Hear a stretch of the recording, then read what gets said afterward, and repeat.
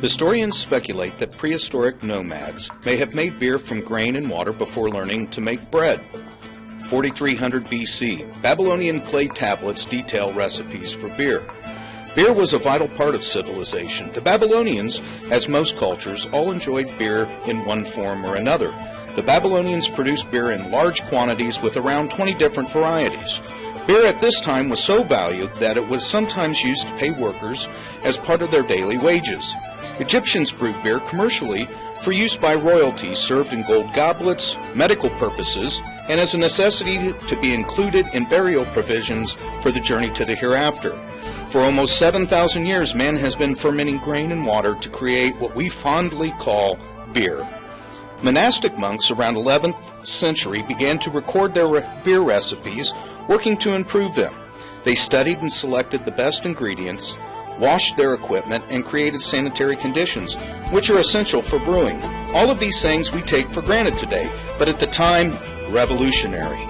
The monks also found that hops added bitterness and flavor to the beer, but most importantly, hops act as a preservative, keeping their beer fresher longer. By the 11th century in Europe, brewing was moving away from the home to the commercial production of beer. Today, more than 37 billion gallons of beer are brewed annually worldwide. And in the United States, the manufacturing and sale of beer is a $20 billion a year industry. All beers are made as ales or lagers. Ale and lager are the two main branches or classifications of the beer family tree and are closely related branches at that. Ales are older, distinguished traditional brews of the world, predating lagers by thousands of years, whereas lagers are relatively a modern creation, less than 200 years old. Inspired by those who came before me, I decided to research how beer is brewed and what the ingredients and processes are. Beer is made from the four basic ingredients: water, grain, hops, and yeast. The first ingredient in making beer is grain. The most predominant grains brewers use is malted barley. Other grains used are corn, rice, wheat, oats, and sorghum. Water is the second ingredient in making beer. Water has quite a substantial impact on the taste of beer, as well as several chemical reactions in the brewing process due to the hardness or the pH of the water, which can have a positive or a negative effect depending. Hops are the third ingredient in beer. Hops are responsible for bittering the beer. If we did not bitter the beer, it would be too sweet to drink. Good beers enjoy a balance between hop bitterness and malty sweetness. Hops also flavor profiles to beer such as citrus, pine, tropical fruits. The final ingredient in making beer is yeast. Yeast is a fungus and is responsible for converting sugars into alcohol through the fermentation process. Also, yeast is responsible for the production of over 80 different chemical compounds that all add types of flavor to the beer, and not unlike water, some bad, some good, and some downright horrible.